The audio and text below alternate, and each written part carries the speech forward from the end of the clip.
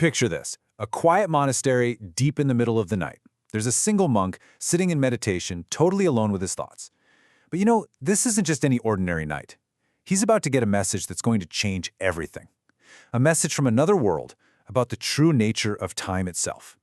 I mean, what if the most profound truths we're all searching for weren't just hidden away in old books or found deep in meditation? What if they were delivered to us, directly from a being made of pure light? This isn't just some hypothetical question. It's actually the beginning of an incredible story. So our story starts with a monk named Lomasakaṅgiyabhaddekarattasutta. He's staying at a peaceful monastery in Kapilavatthu, and it's the dead of night. The whole world is asleep, but he's about to be woken up in a way he absolutely never saw coming. And then, out of the total darkness, this incredible radiance just fills the entire grove, lighting up everything. Standing right there in front of the monk is a celestial being, a Devaputta, named Kandano. His presence is it's both awesome and incredibly serene at the same time. This is where a really interesting puzzle starts to unfold. The celestial being asks the monk if he gets the full meaning of this teaching called one who has an auspicious night.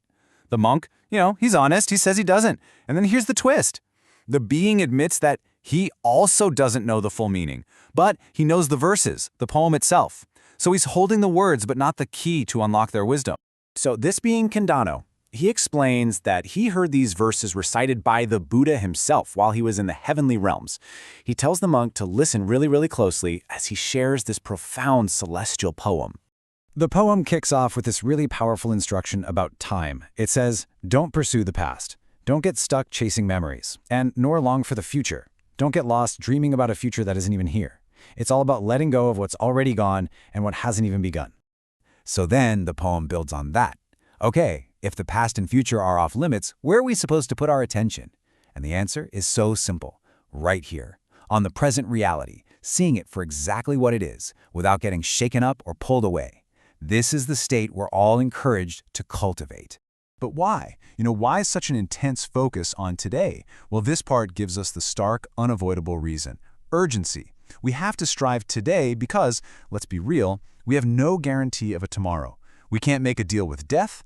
We can't negotiate. The stakes just couldn't be any higher. And the poem wraps up by defining its own central term, a person who lives with this kind of ardent, tireless energy, totally focused on the now, day and night. That's the person the sages call one who has an auspicious night. It's not about having a lucky night. It's about having a well-lived one. So after reciting the verses, Kandano tells the monk, look, learn these verses, master them, but you gotta go to the Buddha to understand what they really mean. And with that, poof, the celestial being vanished, just as suddenly as he appeared, leaving the monk all alone in the dark with his profound mystery. As the sun came up, the monk knew exactly what he had to do. He packed up his bowl and robes and started the long journey to Sabathi. He was driven by one single burning question. What did these beautiful verses truly mean? So after his long walk, Lomasakaṅgiyabhaddekarattasutta finally arrived and sat down before the Buddha. He told him the whole story, the sudden flash of light, the celestial visitor, and the 4 cryptic verses that had been given to him.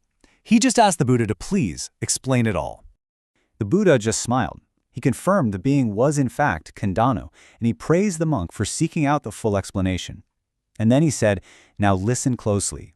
It was time to unlock the real meaning of one who has an auspicious night. So, what's the secret? The Buddha explains it's all about not getting tangled up.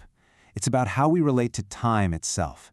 The auspicious life, the good life, isn't found in reminiscing about the old days or fantasizing about the future. It's found right here, in the texture of the moment you are in right now. The Buddha's explanation lays out 2 really different paths. There's the path of getting lost, where you dwell on past memories, which just creates regret, or you get lost craving future possibilities, which just fuels anxiety. I mean, think about our world today, right? The endless scroll of past posts, the constant planning for the next thing. The wise path, though, is to let the past go, to release that desire for the future and to simply see what's happening now without being swept away by it all. What this really means is that this ancient wisdom isn't just some abstract philosophy. It's a clear, actionable practice. It's something you can actually do. Step 1, see that the past is over and gone. Step 2, recognize the future hasn't happened yet. It's unborn. Step 3, bring your full, clear attention to this moment. And finally, step 4, apply your energy here, today. That's it. That's the whole practice.